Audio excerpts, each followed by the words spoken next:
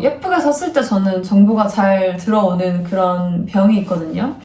오늘은 제 회화 독학 방법에 대해서 말씀을 드릴 건데요. 제가 혼잣말을 어떻게 잘 연습을 할 수 있었는지, 특별한 해외 경험 없이 어떻게 많이 배울 수 있었는지 공유 드리려고 합니다. 소개를 짧게 드리자면 저는 4개국어 넘게 책을 번역을 했고요. 혼자서 취미로 10개국어 넘게 공부를 하고 있는 토종 한국인입니다. 보통 말하기 연습을 할 때 당연히 말을 입 밖으로 꺼내야 된다. 이 중요성은 알고 계실 텐데요. 제 혼잣말 연습의 비밀은 사실 손으로 쓰는 거였어요. 손으로 쓰는 게 말하기랑 무슨 관련이 있지? 라고 생각하실 수 있는데 관련이 있습니다. 제가 관련된 연구까지 설명을 드릴 테니까 제 말을 잘 들어주세요. 여러분, 유학을 갈 여건이 안 된다. 유학을 못 갔다. 나 내향인이라서 외국인 만나서 말하는 거 못하겠다. 그런 상황에서도 외국어 공부를 혼자서 하실 수 있습니다. 사실 저희 같은 내향인은 외국에 간다고 해서 갑자기 사회성이 높아지거나 말이 많아지는 건 아니거든요. 베를린 방구석이냐 한국 방구석이냐 그 차이입니다. 저의 혼잣말 공부법의 가장 큰 비밀은 손으로 필기하는 건데요. 오늘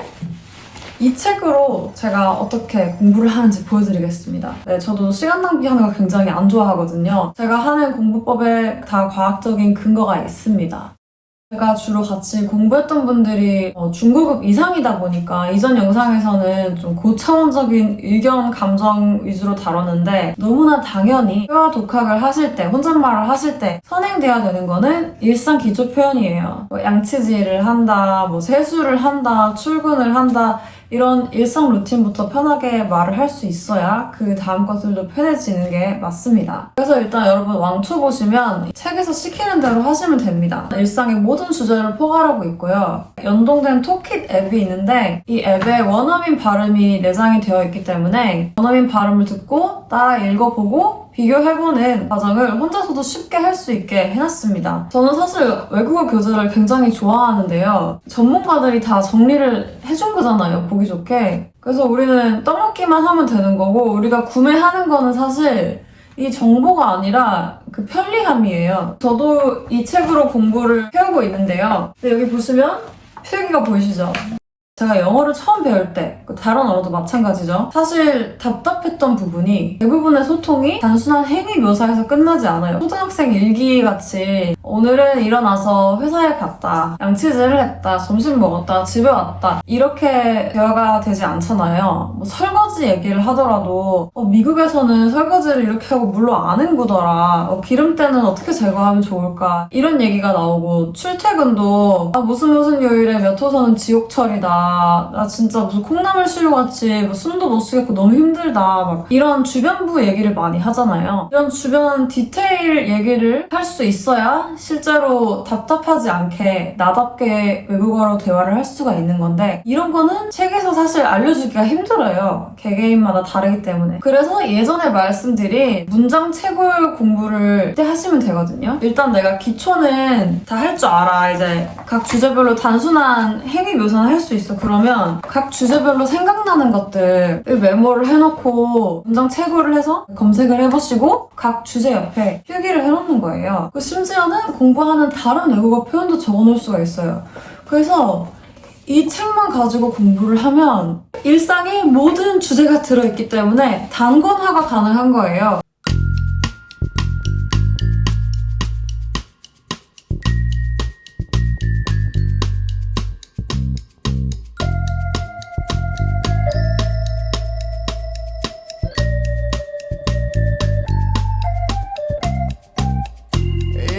세세한 의견까지 다 한 권에 정리가 되는 거예요. 완전 개이득이죠. 주제별로 구분이 돼 있으니까 연습하기도 편하고 단권화가 돼 있으니까 복습하기도 편하고 제가 이전에도 단권화에 대해서 말씀을 드린 것 같은데 그 단권화가 중요한 이유가요. 첫째는 인지부화 때문인데요. 인간 뇌의 작업 기억 용량이 한정적이에요. 이거를 어디 적었지 하면서 그 용량을 써버리면 공부에 쓸 수 있는 용량이 줄어드는 거예요. 그래서 단권화를 하면 집중이 되니까 그 뇌의 리소스를 학습에 오롯이 쓸 수 있습니다. 그 두 번째는 그 인출 단서, retrieval cue라는 건데요. 저장된 기억을 꺼낼 때 같은 책으로 계속 공부를 해왔으면 그 책 그 페이지 무슨 색깔로 써놨던 것 같은데? 이런 식으로 더 기억 인출이 빨리 되거든요. 그리고 셋째는 friction, 마찰. 한 권으로 공부를 하기로 결정을 했으면 시작할 때 드는 저항이 확연히 줄어들어요. 오늘은 뭘로 공부하지?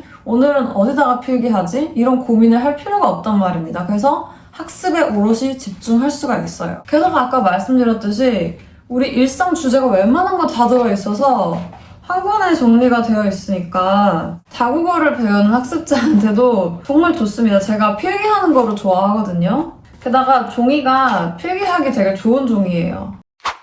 자, 그러면 처음 말씀드렸던 글쓰기가 말하는 거랑 무슨 상관이 있나요? 이렇게 생각하실 수 있는데 제가 필기하는 거를 굉장히 좋아했거든요, 예전부터. 제 이전 영상에서도 보셨겠지만 저는 다꾸를 하는 대신 언어 노트 꾸미기를 했어요. 그래서 저는 공부 실증이 날 때 글로 쓰는 거를 굉장히 많이 했어요. 뭔가 만족도도 높아지고 예쁘게 썼을 때 저는 정보가 잘 들어오는 그런 병이 있거든요. 여러 언어 전문가들의 연구를 살펴보니까 글을 쓰는 연습이 유창함을 키우는데 실제 도움이 된다는 거예요. 그러니까 많은 사람들이 언어를 이해하는 건 잘하잖아요. 우리나라 사람들이 영어를 읽는다거나 듣는 것도 어느 정도 가능한데 수동 지식은 있는데 막상 말하려고 하면 단어가 안 떠오르고 문장이 안 만들어져요. 이 단어와 표현들이 수동 상태로만 남고 활성화가 안 돼서 그런 거예요. 제가 굉장히 좋아하는 그 에스더 구티에레스 박사님이 계시거든요. 그분이 속도를 비교해보면 손으로 쓸 때는 1분에 약 15에서 30단어, 핸드폰으로 타이핑할 때는 30에서 40, 그리고 컴퓨터 타이핑은 40에서 60, 말하기는 125에서 150단어, 그러니까 굉장히 빨라요.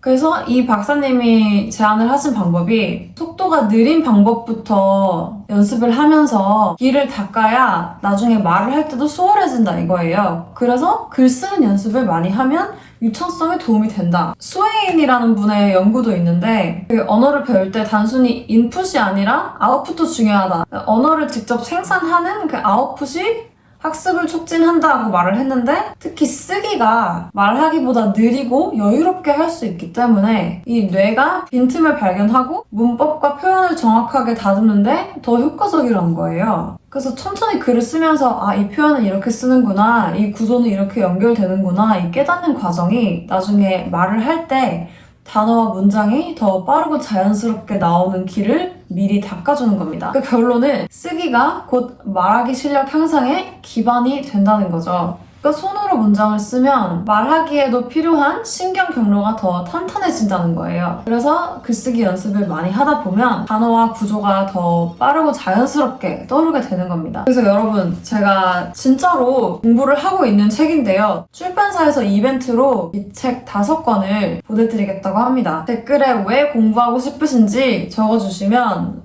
추첨을 해서 제가 보내드리겠습니다. 그리고 구독자 30% 할인 코드도 있고요. 유학갈 기회도 없고 기가 많이 빨려서 사람은 자주 못 만나는 저 같은 내향인들도 외국어를 잘 배울 수 있도록 여러분들께 도움을 드리고 싶습니다. 외국어 공부 화이팅!